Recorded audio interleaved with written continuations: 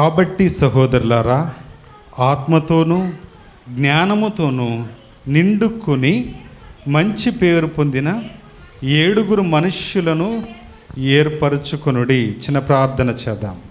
దేవా, దీవించండి.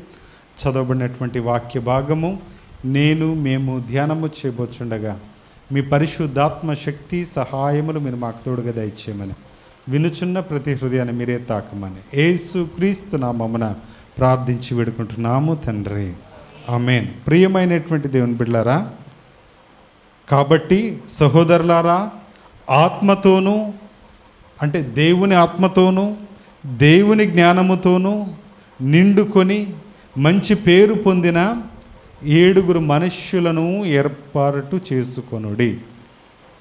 దేవుని ఆత్మను కలిగినటువంటి వారు, దేవుని జ్ఞానాన్ని కలిగినటువంటి మనుష్యులను మీరు ఏర్పాటు చేసుకోండి. ఆదిమ సంఘములో అపోస్తులైనటువంటి వారు సంఘానికి, తర్వాత సేవకులకు వారధిగా, అన్ని పరిచర్యలు చేయడానికి ఉపయోగకరమైనటువంటి వారిగా, బోధించుటకు, పరిచర్య చేయుటకు, ఆహారం వడ్డించుటకు, లేకపోతే పంచిపెట్టుటకు, సరి చేయడానికి, శుభ్రం చేయడానికి, ఇలాంటి అనేక కార్యాలు చేయడానికి, దేవుని పనిని జరిగించడానికి, ఇలా మీరు అనేకమైనటువంటి వారిని కాకుండా చాలామందిని మీరు వినియోగించుకోకుండా, ఎవరెవరినో మీరు వాడుకోకుండా, దేవుని ఆత్మ కలిగినటువంటి మనుష్యులను మీరు ఏర్పాటు చేసుకోండి.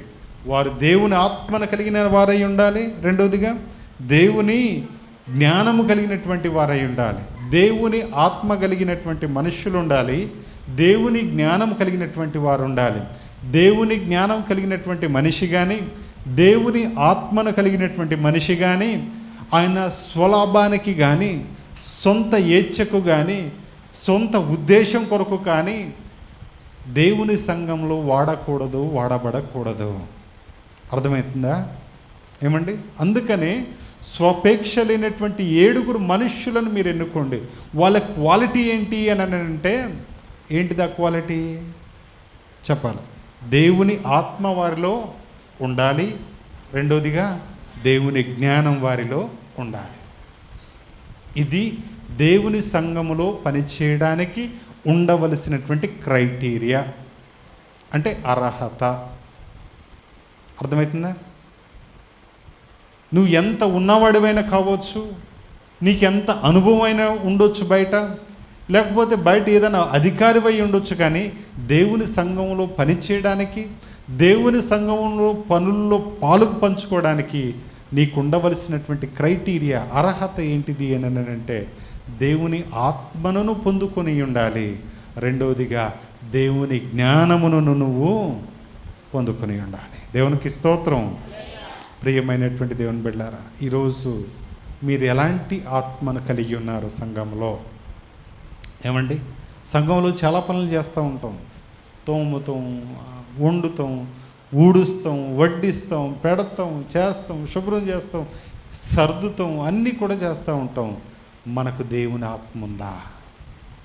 Are we filled with the holy spirit? దేవుని ఆత్మ చేత మనం నింపబడ్డామా? ఈ లోకంలో ఏదైనా ఆత్మ మనల్ని ప్రేరేపిస్తుందా? దేవుని ఆత్మలో ఉండకుండా, దేవుని ఆత్మలో ఉంటే ఈ పని చేయి, దేవుని ఆత్మలో ఉంటూ ఈ పని చేయి, దేవుని ఆత్మలో ఉంటూ ఇదిగో నువ్వు ఏమైనా చేసుకునేటటువంటి ప్రేరణ మనకి ఇస్తుందా? ఒకసారి మీరు ఆలోచన చేయండి. అందుకని సంఘానికి వచ్చిన వాళ్ళు ఎవరు కూడా అందరూ పరిశుద్ధులు కాదు. ఎప్పుడు చెప్తూ ఉంటాం ఈ మాట. సంఘంలో ఉండేటటువంటి వారు కూడా అన్ని పనులు చేయడానికి యోగ్యులు కారు. ఎందుకో తెలుసా? వారి సొంత ఎజెండా ఉంటుంది కాబట్టి. దీనికి ఒక పని ఉంది, దీనికి ఒక బాధ్యత ఉంది, దీనికి ఒక అర్హత ఉంది, దీనికి ఒక నేర్పరితనం ఉంది, దీనికి ఒక ట్రైనింగ్ ఉంది, దీనికి ఒక కొన్ని పద్ధతులు ఉన్నాయి. ప్రియ సంగమా, ఆలోచన చేయండి. ఈరోజు దేవుని సంఘంలో ఉంటూ దేవుని ఆత్మ కలిగిన వారంగా ఉంటున్నామా? దేవుని సంఘములో ఉంటూ దేవుని జ్ఞానాన్ని కలిగినటువంటి వారంగా ఉంటున్నామా? ఇక్కడ ఉంటున్నాం కరెక్టే, మన ఆలోచనలన్నీ బయట. ఇక్కడ ఉంటున్నాం కరెక్టే, మన తలంపులన్నీ, మన ఉద్దేశాలన్నీ, మన ప్రణాళికలన్నీ, మన గురి, మన లక్ష్యం, మన ఎయిమ్ అంతా కూడా వేరే వాటి మీద ఉంటుంది. ప్రియమైనటువంటి దేవుని బిడ్డలారా, అందుకనే ఆయన అంటున్నారు, మనుషులను మీరు పరిచర్యకి ఎన్నుకునేటప్పుడు దేవుని ఆత్మ కలిగినటువంటి మనుషులు ఉండాలి, దేవుని జ్ఞానం కలిగినటువంటి మనుషులు ఉండాలి. దేవునికి స్తోత్రం. గెహాజీ ఉన్నాడు, ఉన్నంతసేపు నమ్మకంగానే ఉన్నాడు. ఏమండి, మంచిగా ఉన్నాడు, చేశాడు. ఎలీషా గారు ఏది అందియమంటే అది అందిస్తున్నాడు, దేవునికి ప్రార్థన చేయమంటే చేస్తున్నాడు. ఇదిగో గెహాజీ, నువ్వు ముందు పరిగెత్తవయ్యా, నేను పలానా ఇంటికి వెళ్తున్నాను, పలానా ఊరు వెళ్తున్నాను అంటే ముందు పరిగెత్తి పరిచర్య సమాచారాన్ని అంతటిని చేరవేసేటటువంటి వాడు. అయ్యగారు వస్తున్నారని చెప్పి అన్ని పనులు చేసినటువంటి గెహాజీ చివరికి ఏమైంది చెప్పాలి? ఏమైంది? ఎప్పుడైతే డబ్బును చూచాడో, ఎప్పుడైతే నయమాను తీసుకొచ్చినటువంటి ఆ హంగు ఆర్భాటాలను రథాలను చూచాడో, ఈయన మనస్సు చెలించిపోయింది. అంతసేపు ఆత్మ ఎలీషా మీద ఆనుకున్నటువంటి గెహాజీ ఆత్మ ఒక్కసారి యూటర్న్ ఇచ్చుకుంది. ఎవరి వైపు చెప్పాలి? ఎవరి వైపు? నయమాను తెచ్చినటువంటి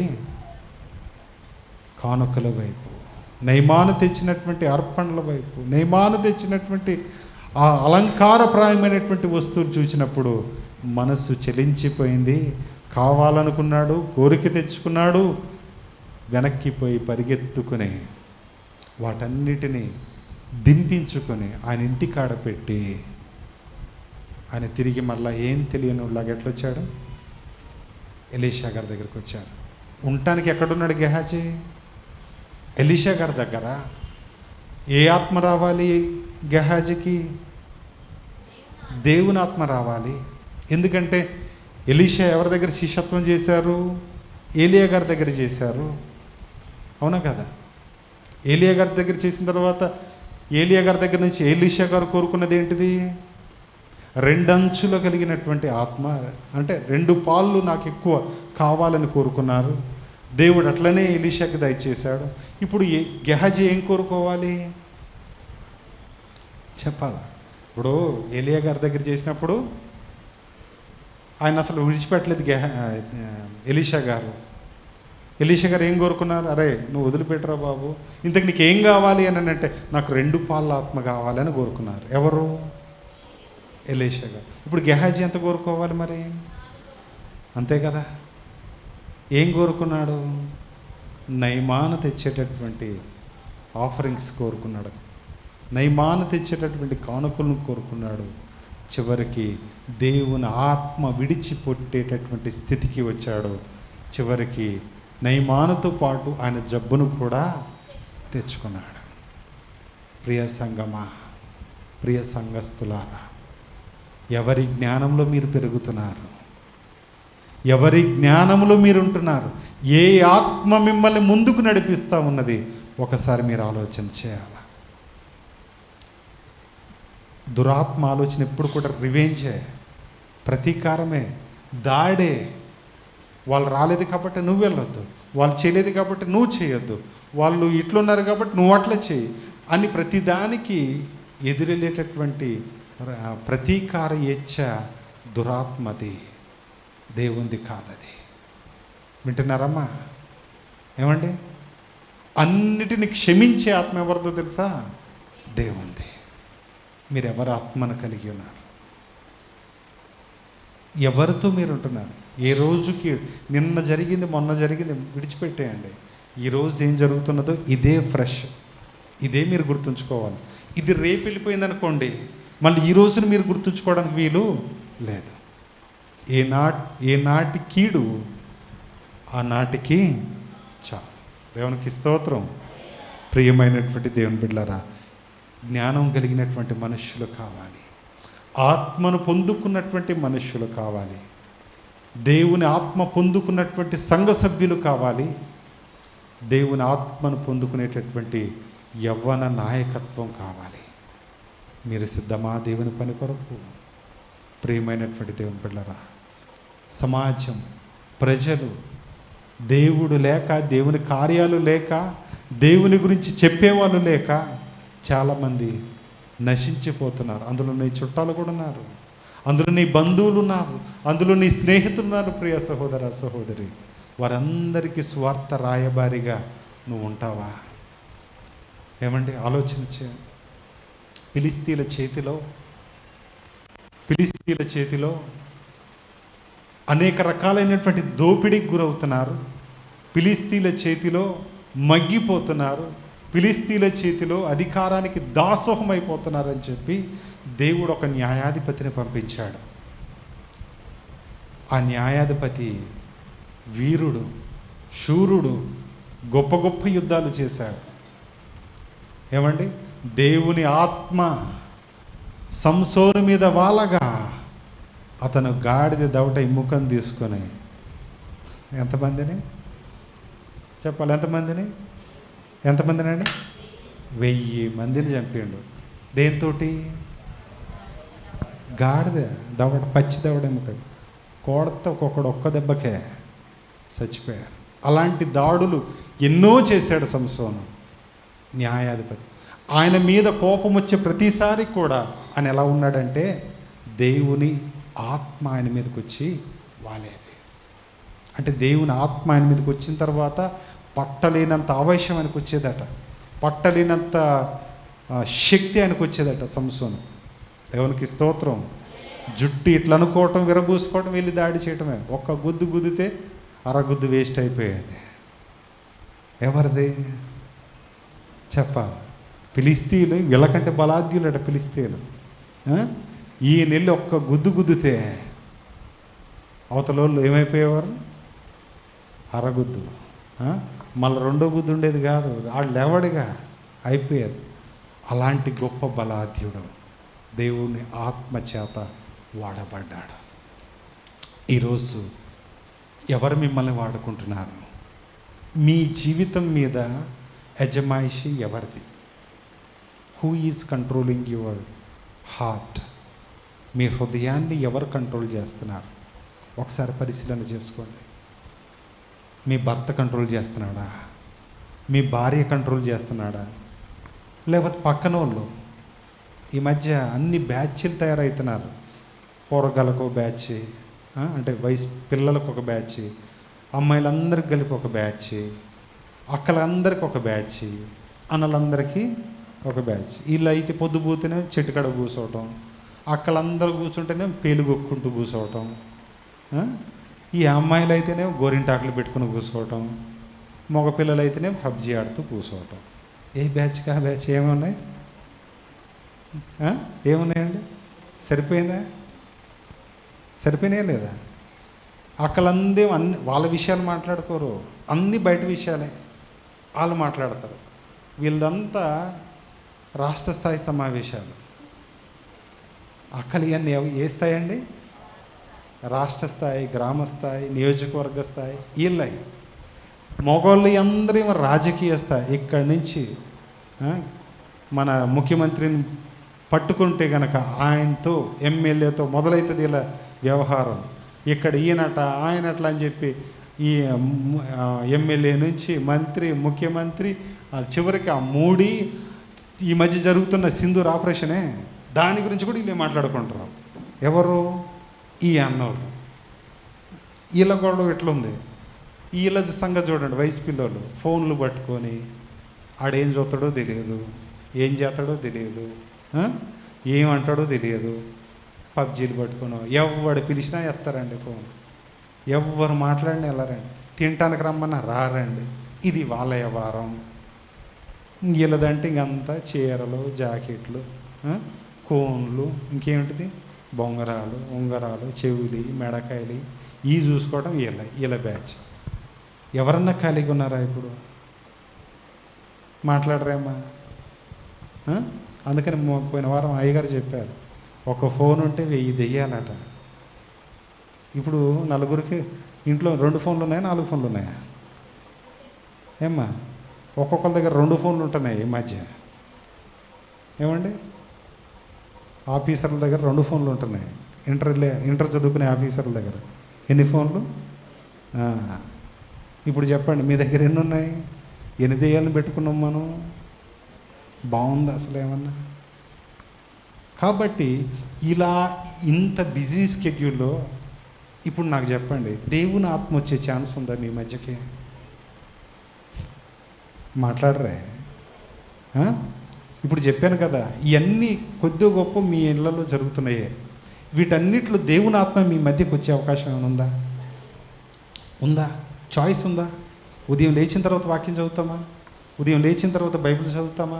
ఉదయం లేచిన తర్వాత సంఘంతో కలుస్తామా? ఉదయం లేచిన తర్వాత సంఘస్థులతో మా పక్కిళ్ళు మా చర్చికి వస్తుందాక వెళ్ళి మాట్లాడిద్దాం అని లేదు. ఉదయం లేచిన తర్వాత ఇదిగో మేమందరం ఈ వారం ఏ వాక్యం చెప్పారక్క అని చెప్పి వెళ్ళి కనుక్కోం, తెలుసుకోం, మాట్లాడుకోం, ఏమి చేయం. కానీ దేవుని ఆత్మ మాత్రం మనం ప్రార్థన చేయంగానే అన్ని అవసరాలు తీరిపోవాలి. మనం ప్రార్థన చేయగానే అన్నీ రావాలి. మనం ప్రార్థన చేస్తే పాస్టర్ గారు ఊరికి రావాలి. మనం ప్రార్థన చేస్తే సమస్తం జరిగిపోవాలి. ఎట్లా కుదురుతుంది? How it is possible?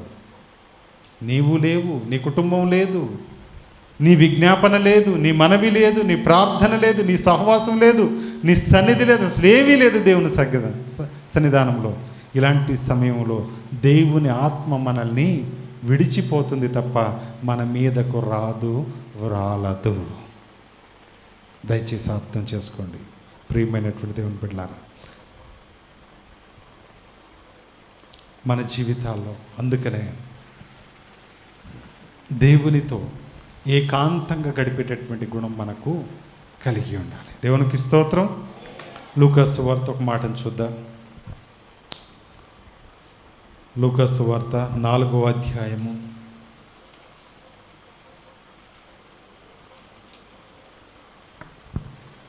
4వ అధ్యాయం మొదటి వచనాన్ని చదువుదాం.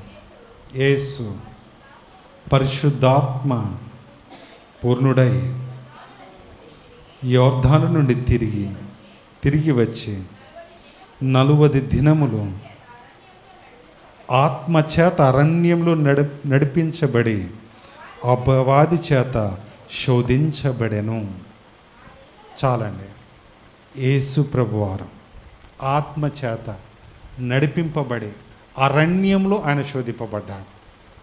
అర్థమైందంటే ఈరోజు నువ్వు గెలవాలి, విశ్వాసంలో నువ్వు విజయం సాధించాలి అని అంటే ఆత్మచేత నడిపింపబడి మీరు గెలిచేటటువంటి వారై ఉండాలి. వింటున్నారా? అంటే శోధనని మీరు ఎదుర్కొనేటటువంటి వారై ఉండాలి. ఏమా వింటున్నారా? శోధనని మీరు ఎదుర్కొనేటటువంటి వారై ఉండాలి. యేసుక్రీస్తు ప్రభువారు అట్లా ఎదుర్కొన్నారు, అట్లా చేశారు కాబట్టే ఆయన పరలోకము నుండి శక్తిని ఆయన పొందుకున్నారు. దేవునికి స్తోత్రం. తర్వాత చూడండి 18వ వచనం అదే అధ్యాయము. ప్రభు ఆత్మ నా మీదనున్నది, బీదలకు సువార్త ప్రకటించుటకై ఆయన నన్ను అభిషేకించెను, చెరలోనున్న వారికిని విడుదలను, గ్రుడ్డి వారికి చూపును కలుగునని ప్రకటించుటకును, నలిగిన వారిని విడిపించుటకును ప్రభు హితవత్సము ప్రకటించుటకును ఆయన నన్ను పంపెను. దేవునికి స్తోత్రం. యేసుక్రీస్తు ఎందుకు వచ్చారటండి? ఆయన చెప్తున్నారు, ప్రభు ఆత్మ నా మీద ఉన్నది, ప్రభు ఆత్మ నా మీద ఉన్నది. నేను బీదలకి సువార్త ప్రకటించడానికి, బీదలకు సువార్తను అందించడానికి ఈ లోకానికి నేను పంపబడ్డాను. అభిషేకించడానికి, చెరలో ఉన్నటువంటి వారిని విడిపించడానికి, గ్రుడ్డి వారికి చూపును ప్రకటించడానికి, నలిగిన వారిని విడిపించడానికి, ప్రభు హితవత్సరమును ప్రకటించడానికి ఆయన నన్ను పంపి ఉన్నాడని చెప్తున్నాడు. ఈ పనులన్నీ మనవి కావా? గుడ్డోళ్ళు ఇప్పుడు లేరా? ఏమండి? బీదలు ఇప్పుడు లేరా? ఏమండి? బీదలు ఇప్పుడు ఉన్నారా లేరా? తర్వాత చెరసాలలో ఉన్నవారు లేరా? చెరసాల అంటే పోలీస్ స్టేషన్లో ఉండేదే కాదండి. చెడ్డ అలవాట్ల చేత బంధింపబడినటువంటి ప్రతి ఒక్కరు కూడా బంధకముల చేత ఉన్నట్టే. తాగుడు అదొక చెరసాల. ఏమండి? పొగ తాగటం అదొక చెరసాల. విచ్చలవిడితనం అదొక చెరసాల. మాట వినకపోవడం అదొక చెరసాల. అవిధేయతతో కూడినటువంటి జీవితం అదొక చెరసాల. ఇలా అనేక రకాలైనటువంటి చెరసాలలో బంధించబడినటువంటి మనుష్యులను మీరు చూచినప్పుడు is it not your responsibility? అది మీ బాధ్యత కాదా? మీ పని కాదా? మన పని కాదా? ప్రియమైనటువంటి దేవుని బిడ్డలారా, అందుకనే ఆత్మ పొందుకున్న మనుష్యుడికే ఈ బాధ అర్థమవుతుంది తప్ప ఆత్మ లేని సంగముకు అర్థం కాదు. ఆత్మ కలిగినటువంటి వారు వారి జ్ఞానముతో ఆలోచిస్తే ఈ సమస్యలన్నీ వారికి కనబడతా ఉంటాయి తప్ప జ్ఞానము లేని సంఘానికి ఇవేమీ కూడా అర్థం కావు. ఎవరు మీరు? ఏ కోవాకి చెందినటువంటి మీరు? ఒకసారి ఆలోచన చేయండి. ఆత్మ కలిగిన వారా, ఆత్మ లేనివారా? ఏమండి, వింటున్నారా? ఎవరు మిమ్మల్ని పరిపాలన చేస్తున్నారు? ఎవరికి మీరు ప్రయారిటీ ఇస్తున్నారు? ఒకసారి మీరు ఆలోచన చేయండి. దేవునికి స్తోత్రం. ఇంకా చూద్దాం ఆత్మ కలిగినటువంటి వారు ఎలా ఉంటారు. మొదటి తిమోతీయులకు రాసిన పత్రిక 3వ అధ్యాయము 7 నుండి చదువుదాం. మరియు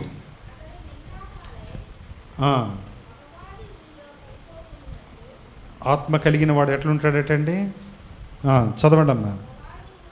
అపవాది ఉరిలో పడిపోకుండానట్లు సంఘమునకు వెలుపటి వారి చేత, సంఘంలో కాదు, సంఘము వెలుపటి వారి చేత. వింటున్నారండి? ఏమండి, ఒకసారి అందరూ ఇటు చూడాలి.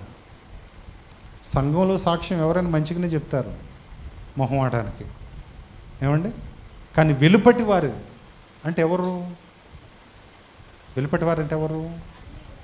దేవుని ఎరగని వారు, నమ్మని వారు, ఏమండి, తర్వాత క్రీస్తుని ఆయనలో చూచినటువంటి వారు. నిజంగా నిజమైన క్రైస్తవుడండి ఆయన, నిజమైనటువంటి భక్తిపరుడండి, నిజమైనటువంటి జ్ఞానవంతుడండి, గొడవలు ఏం పెట్టుకోడండి, సమస్యలు ఏం సృష్టించడండి ఆయన అని చెప్పి మిమ్మల్ని గురించి మంచి సాక్ష్యం ఇచ్చేటటువంటి వారు ఎవరు? బయట ఉన్నటువంటి వారు. దేవునికి స్తోత్రం. మొన్న ఈ మధ్య పెళ్ళికి వెళ్తే మీ వాళ్ళు ఒక ఆయన వచ్చి, పాస్టర్ గారే, ఆయన అన్నారు కదా, ఆ అమ్మాయి కొంచెం బాగా ఆత్మీయంగా బలపడినట్టున్నారండి బాగా అని అన్నాను. అంటే నేను అన్నాను, అవునండి, మా సంఘంలో మంచిగా అవకాశం ఇస్తాం, పాటలకి, దేవుని యొక్క మాటలకి చెప్పడానికి, అన్నిటికీ వారికి స్వేచ్ఛ ఉంది అని అన్నప్పుడు అని అంటున్నారు కదా, ఈ రకమైనటువంటి సంఘ బిడ్డలు చాలా అరుదు అని విన్నాను. దేవునికి స్తోత్రం. అంటే మాట్లాడగలిగేటటువంటి వారు. మీరు ఎలా చెప్పారు, మీరు ఎలా ఐడెంటిఫై చేశారన్నట్టు ఆయన అంటున్నాడు, నేను చేసే ప్రార్థన బట్టే కనిపెట్టేశానన్నారు. దేవునికి స్తోత్రం. చేసే ప్రార్థన బట్టే వాళ్ళు ఎవరు ఏంటి, వీళ్ళు నిజంగా రోజు ప్రార్థన చేస్తారా, వీళ్ళు నిజంగా రోజు వాక్యాన్ని చదువుతారా, ఒకళ్ళు ప్రార్థనలో ఎలాంటి అంశాలతో కూడి ప్రార్థన చేస్తున్నారు, ఈ విషయాలన్నీ వారు క్రోడీకరించారు. కారణం ఏంటంటే దేవుని ఆత్మను వారు చూడగలిగారు. దేవునికి స్తోత్రం. తర్వాత చదవండి అమ్మా. అలాగుననే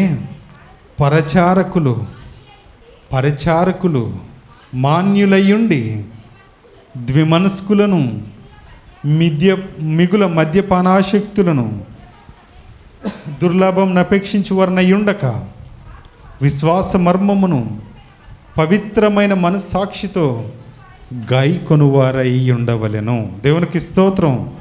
వాళ్ళు ఎట్లుండాలటండి? మిగుల మద్యపానాశక్తులు కాక, దుర్లభం నపేక్షించు వారనయ్యుండక విశ్వాస మర్మమును పవిత్రమైన మనస్సాక్షిని గైకొనాలి. వాళ్ళే దేవుని మందిరములో పరిచారకులుగా, పరిచర్య చేయు స్త్రీలుగా, పురుషులుగా దేవుని ఆత్మను నింపుకున్నటువంటి వారుగా గుర్తించబడతారు. దేవునికి స్తోత్రం. దేవుని ఆత్మను పొందుకున్నటువంటి మనిషి, దేవుని జ్ఞానమును పొందుకున్నటువంటి మనిషి, ఆయన మాటల్లో పరిపూర్ణత ఉంటుంది, ఆయన మాటల్లో క్లారిటీ ఉంటుంది, క్లియర్నెస్ ఉంటుంది. ఆయన మాటల్లో సమస్యను పొడిగించేదిగా ఉండదు, అది ఎట్లా ఉంటుంది? తగ్గించేదిగానే ఉంటుంది. తర్వాత ఆయన మాటల్లో స్పష్టత, నైపుణ్యము, మంచి మాటలతో, అంటే కోపం పుట్టించే మాటలు ఆయన మాట్లాడడం. దేవునికి స్తోత్రం. కాబట్టి ఈ క్వాలిటీస్ అన్నీ ఎవరిలో ఉంటాయట అని అంటే దేవుని ఆత్మ, దేవుని జ్ఞానము పొందుకున్నటువంటి మనుషుల్లో ఉంటాయి. దేవునికి స్తోత్రం. అర్థమైందండి? కాబట్టి మీరు ఈరోజు మీరు ఆలోచించవలసింది ఏంటంటే, ఎవరి ఆత్మ మీలో ఉంది, ఎవరికి మీరు లోబడుతున్నారు, ఎవరి మాటను మీరు వింటున్నారు? పక్కోడు మాట, బైబిల్ మాట, లేకపోతే దెయ్యం మాట. దెయ్యం కూడా మాట్లాడుతుంది మీతోటి. ఏంటో తెలుసా? అన్ని రకాలుగా మోసం చేయడానికి సిద్ధంగా ఉంటుంది. కాబట్టి దయచేసి ఎవరికి మీరు లోబడక దేవుని యొక్క మాటకు మీరు ప్రాధాన్యత ఇస్తూ దేవుని సన్నిధానంలో మీరు ముందుకు కొనసాగాలి. దేవునికి స్తోత్రం. ఇంకో మాటను మనం చూద్దాం. యాకోబు రాసిన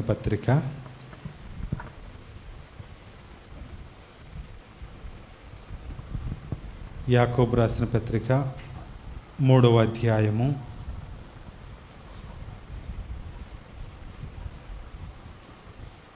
17-18 వచనాలు చదువుదాం. అయితే పైనుండి వచ్చు జ్ఞానము మొట్టమొదట ఏంటిదటండి?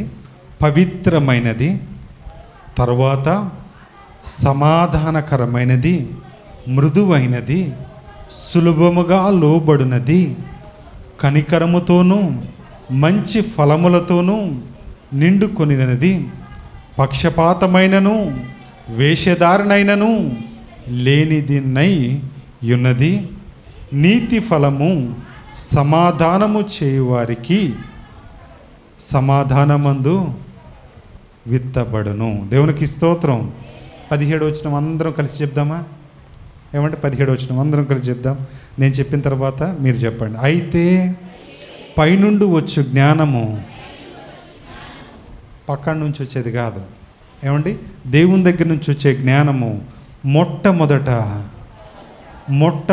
అందరు చెప్పండి, పవిత్రమైనది, తరువాత సమాధానకరమైనది, మృదువైనది, సులభముగా లోబడినది, కనికరముతోనూ మంచి ఫలములతోనూ నిండుకొనినది, పక్షపాతమైనను వేషధారణైనను లేనిదినై యున్నది. దేవునికి స్తోత్రం. కాబట్టి దేవుని ఆత్మ పొందుకున్న ఏ మనుష్యుడు కూడా నటించలేడు, వేషధారిగా ఉండలేడు, తర్వాత ప్రార్థన చేయకుండా ఉండలేడు. ఏమంటే దేవుని విడిచి ఉండలేడు. మరి ముఖ్యంగా దేవుని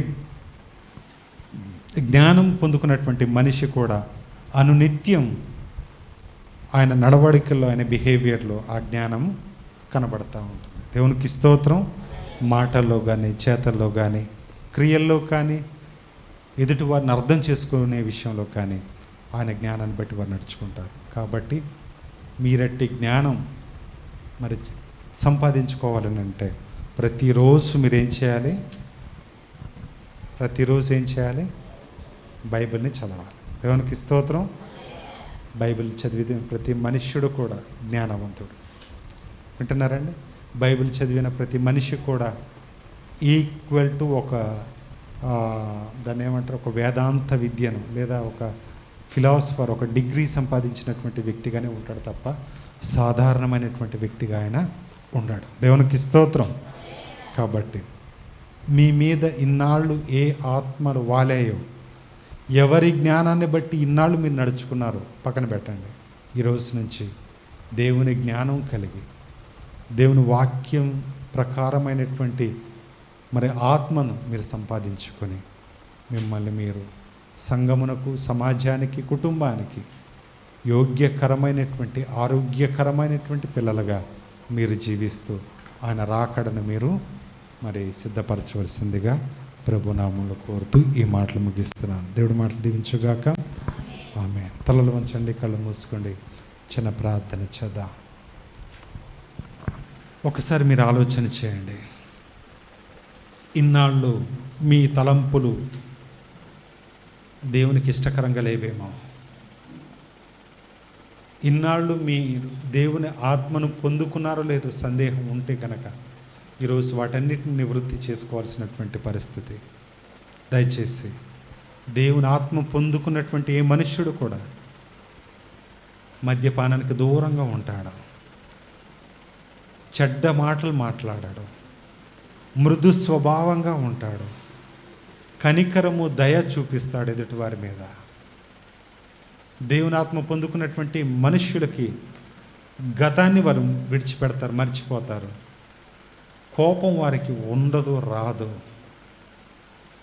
కేవలం క్రీస్తుని జీవించినటువంటి వారుగానే వారు ఉంటారు తప్ప ఇహలోకాన్ని కానీ లోకములో ఉండే వేషధారులు కానీ వారు గైకొనరు. గెహాజీ క్యారెక్టర్ మనలో లేక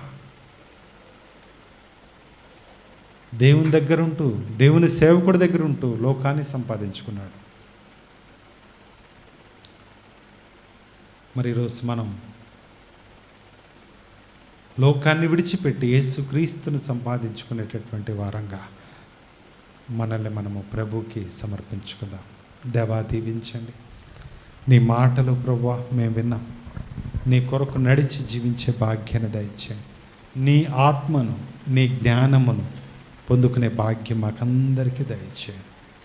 దాన్ని పొందుకోవాలంటే నీ వాక్యాన్ని చదవాలి. దాన్ని పొందుకోవాలంటే ప్రభువా నీ వాక్యమును మేము ధ్యానించాలి. ప్రతిరోజు నీకు ప్రార్థన సహవాసం కలిగి ఉండాలి. ఇటు జీవితం మీరు మాకు ప్రసాదించండి. విన్న ప్రతి హృదయం మీరే తాకమని యేసుక్రీస్తు నామమున ప్రార్థించి వేడుకుంటున్నాము తండ్రి. ఆమేన్.